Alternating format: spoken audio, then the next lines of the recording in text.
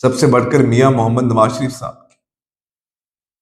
हर ताकतवर की गोद हाजिर थी मियां नवाज शरीफ को बिठाने के लिए, और मियां नवाज शरीफ हर वक्त राजी थे हर ताकतवर की गोद में बैठने के लिए। बीच में 2018 से पहले थोड़े से जज्बाती हुए थे, थोड़ी से इनकलाबी हुए थे, लेकिन फिर उनके भाई के वजीर आजम बनने के चाव ने उनकी तमाम जज्बातियत और उनके तमाम चाव उनसे छीन लिए। उन्होंने ये बताया कि उनका सिर्फ एक ही मकसद है, वो ताकत का हसूल है, चाहे उसके लिए उनको कितने ही ताने, कितने ही नारे, कितनी ही बातें सुननी। अस्सलाम वालेकुम, मैं हूं यासिर मलिक एडवोकेट और आप देख रहे हैं एस्केप फ्रॉम। आज पाकिस्तान की जो पॉलिटिक्स है, पाकिस्तान की रियासत है, यहाँ आम आदमियों को जो हाल है उसे देखकर बड़ा अफसोस। हमने पाकिस्तान को बनते तो नहीं देखा, लेकिन किताबों में पढ़ा है, हमने उन बुजुर्गों से वो कहानियां सुनी हैं, हमें उस तकलीफ का सुनाया गया, बताया गया, हमने देखा। हमने इकबाल को पाकिस्तान का मुसव्विर भी देखा, इकबाल का ख्वाब पाकिस्तान भी था। हमने जिन्ना की कहानियां भी सुनी थी, उसकी उस स्ट्रगल को भी एडमायर किया था। उस सब के बीच में पाकिस्तान का मतलब क्या? ला इलाहा इल्लल्लाह।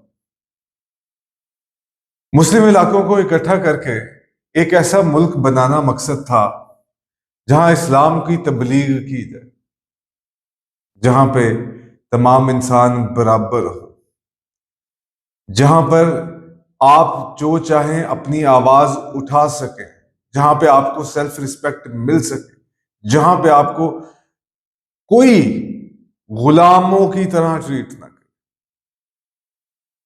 ये उन करोड़ों पाकिस्तानियों ने, उन करोड़ों बरसगीर के लोगों ने ये ख्वाब देखा था, और पाकिस्तान मार्ज़ वजूद में आ गया था। जाने भी गई, तज़हीक भी सही, मार भी खाई, लेकिन हमने पाकिस्तान बना दिया।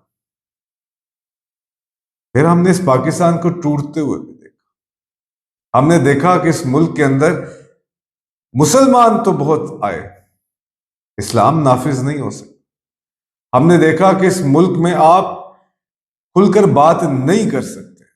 हमने देखा इस मुल्क के ताकतवर और माफिया इतने ज्यादा ताकतवर थे कि वो जो चाहे वो फैसला करे, और उसको करोड़ों लोगों को मानना पड़ेगा, नहीं तो उठा लिया जाएगा, मार दिया जाएगा।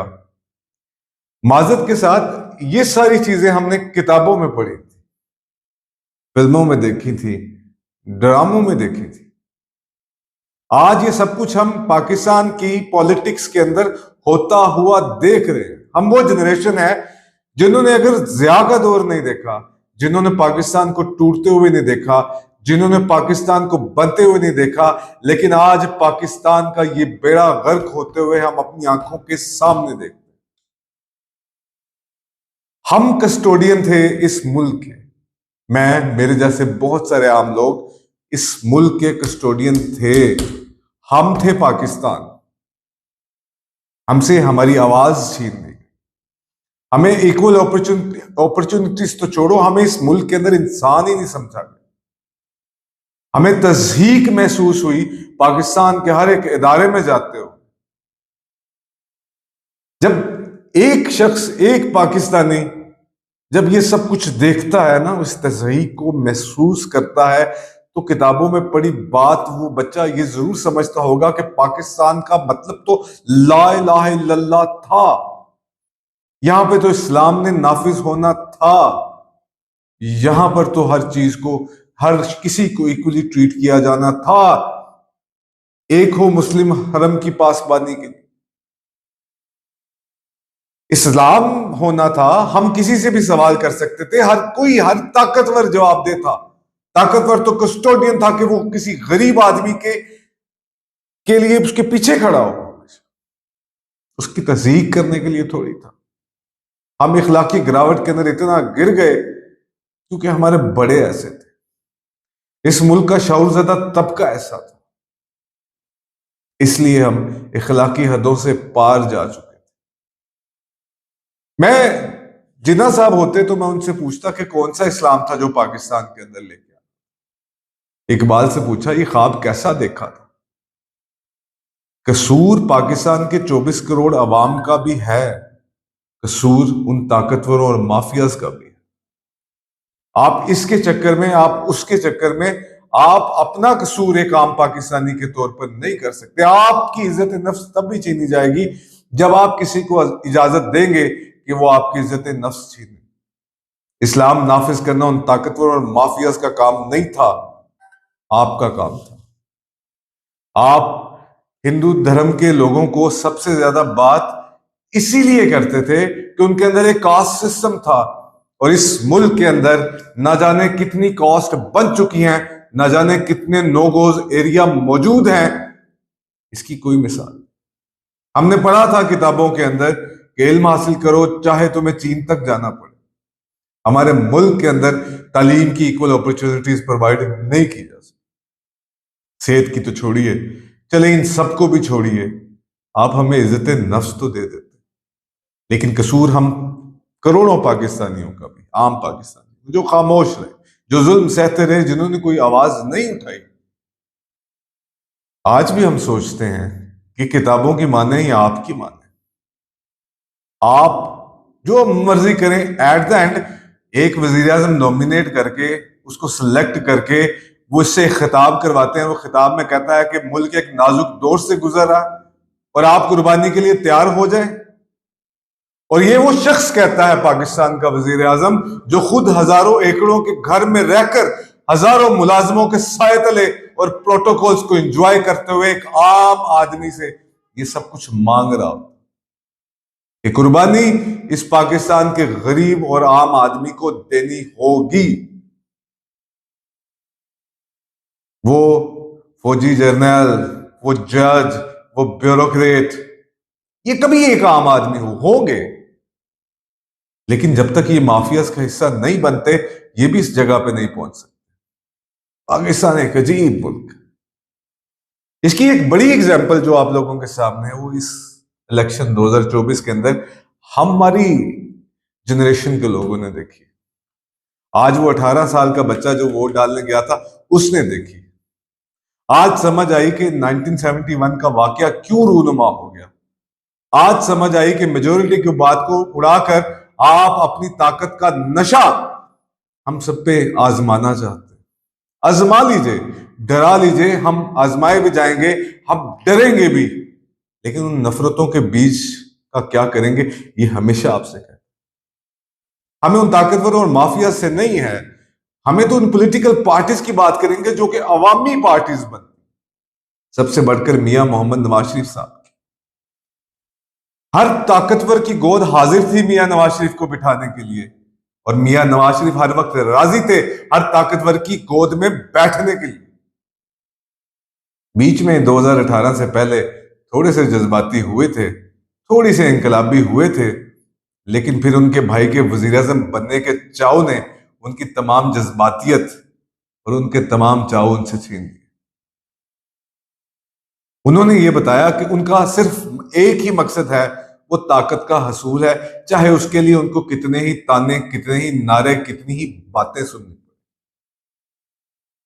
मियां साहब, आप होशियार रहिए, क्योंकि अब ये चोर चोर के नारे आपकी जान नहीं छोड़ने देंगे। आपके डर से, आपके पास पड़े प्रोटोकॉल से, रियासती जबर से आप लोगों को चुप करवा सकते हैं, लेकिन लोगों के दिल नहीं मोड़े जा सकते, लोगों की बात नहीं की जा सकती खत्म। आप पाकिस्तान के हालात बेहतर नहीं कर सकते। अगर कर सकते होते तो तब कर देते जब थोड़ा बहुत मैंडेट आपके पास मौजूद भी था। आज तो मौजूद भी नहीं है। आप अपनी साहबजादी को जितना मर्जी लीडर बनाने की कोशिश कीजिए, वो नहीं बन पाएगी। इस तरह से लीडर नहीं बनते कि सोशल मीडिया के ऊपर प्रोजेक्शंस करके 3600 गाड़ियों का काफिला लेकर घूमती मरियम नवाज लीडर बनकर उभरे फेस वैल्यू के तौर पर। कभी तो ये कौम तालीम मांगेगी, आपका अपना सपोर्टर, आपका अपना वोटर आपसे तालीम मांगेगा, सेहत मांगेगा, रोटी मांगेगा, बिलों की अदायगी के पैसे मांगेगा, अपनी मुश्किलें बताएगा तो आपके पास देने के लिए कोई जवाब नहीं होगा, तब भी आप जवाब दीजिएगा कि साडी उत्ते गल हो गई है। आपको समझते थे कि आप एक अवामी आदमी, और पाकिस्तान के जो जो शऊर शुदा ये जो मीडिया एंकर्स हैं, ये जो एनालिस्ट हैं, इतनी बड़ी डाके और चोरी के बाद भी वो कहते हैं कि आपको इस सिस्टम को मान लेना चाहिए। क्यों मान लेना चाहिए? क्यों आवाज नहीं उठानी चाहिए? कल आप तकलीफ में आएंगे तो आप भी आवाज उठाएंगे ना। आपसे ये नहीं हो सकेगा। फिर आप तारीख के उसी पहलू पे दोबारा खड़े हैं जहां पे आप कभी पहले खड़े थे, आज फिर वहीं पे हैं। क्यों है ये सोचना पड़ेगा। आपकी इतनी बड़ी जीत के बाद भी आज इमरान खान जेल के अंदर होते हुए भी इतना आजाद है कि जितना आप बाहर असेंबली के अंदर ताकत रखते हुए भी आजाद नहीं है, और वो उतना ही जीत चुका है जितना आप हारे हुए महसूस कर रहे हैं, हारे हुए नजर आ रहे हैं। जेल में जाने से, जेल में आने से कोई फर्क नहीं पड़ता। आप चाहे जिस तरह के मर्जी केसेस बना लीजिए, आपके ऊपर इल्जाम करप्शन के लगे थे, ये सिस्टम था, पाकिस्तान था, साबित नहीं हो सका। बल्कि पूरी दुनिया के अंदर एक तमाशा इंसाफ का बनाया। आम आदमी को कुछ और दे दो, खास आदमी के लिए कुछ और कर दो, आप जो चाहो करो, जैसे चाहो करो, आपकी मर्जी है। तारीख में जितने बुरे लफ्जों में लिखा जाएगा, आप देखिए, आप अभी से तारीख को मैनेज करना शुरू कर दीजिए, क्योंकि एक दिन ये जिंदगी नहीं रहनी, आपने नहीं रहना, मैंने नहीं रहना, और सब ने नहीं रहना। आप अभी से सोच लीजिए। इमरान खान जेल में बैठे हैं, वो कामयाब है। आज असेंबली का इजलास हुआ, हलफ उठाए गए, कस्में खाई गई। इस्लामी जमहूरिया पाकिस्तान, जो कि कॉन्स्टिट्यूशन पाकिस्तान में लिखा है, हमारा नाम है इस्लामी जमहूरिया पाकिस्तान। पाकिस्तान में कोई ऐसा कानून नहीं बनेगा जो कुरान और हदीस के मुनाफी होगा। सब हो रहा है सर, सब हो रहा है। फिर ये कहते हैं लिखा कहां? अपनी बात है तो लिखा कहां? कहां नहीं लिखा? आज इस मुल्क के अंदर कानून के अंदर फॉर्म 45 और 47 की बाबत जितनी बातें थी, उसके होने के बावजूद भी आज हम डिफाइन ही नहीं कर पाए कि 45 का रिजल्ट मानना है कि 47 का मानना। तो फिर ये कानून में ये ड्रामेबाजी की क्यों जाती है? आज नहीं तो कल इमरान खान साहब ने बाहर आना। ज्यादा से ज्यादा क्या करेंगे? वो इस दुनिया के अंदर नहीं रहेंगे, हमने भी नहीं रहना, एक दिन सब ने जाना। वो बाहर आ जाएंगे। ये जो बीज बोए गए ना नफरत के, ये जो डाकाजनी हमने सरेआम देखी है और बिल्कुल बेशर्म आंखों के साथ देखी, हम इसके ऊपर कुछ नहीं कह सकते। आज वहां पे चोर चोर के नारे आपके मुंह पे लगते गए हैं। सर ग्रेस दिखाइए कोई, नहीं तो जितनी बची है वो भी लुटवा बैठेंगे। मुझे इस पॉलिटिक्स के ऊपर कोई बात नहीं करनी। मुझे नहीं करना कि उसने ये कहा, इमरान खान बाहर आ जाएगा, नवाज शरीफ फंस गए, मरियम नवाज ने ये कर दिया, शहबाज शरीफ यहां जाएंगे वहां जाएंगे। मेरा इससे कोई कंसर्न नहीं है। आम आदमी के तौर पर सिर्फ ये एक आवाज उठाता हूं कि खुदारा एक आम पाकिस्तानी के तौर पर सोचिएगा जरूर, हमारी इज्जत नफ्स हमें वापस कर दीजिए। कल इमरान खान साहब इक्तदार में आएंगे, सवाल उनसे भी इज्जत नफ्स का होगा। Equality of every citizen in the I of law का होगा, कॉन्स्टिट्यूशन ऑफ पाकिस्तान का होगा, कुरान का होगा, हदीस का होगा। अब बातों से काम हम उनके भी नहीं चलने देंगे। बारकैफ फिर भी अभी इमरान खान आपसे बहुत आगे है। अभी आपको कुछ बदलने की जरूरत है। देखते हैं आप बदलते हैं या नहीं। हमें स्ट्रगल करनी है, हमें आवाज उठानी, हम उठाते रहेंगे। अल्लाह हाफिज।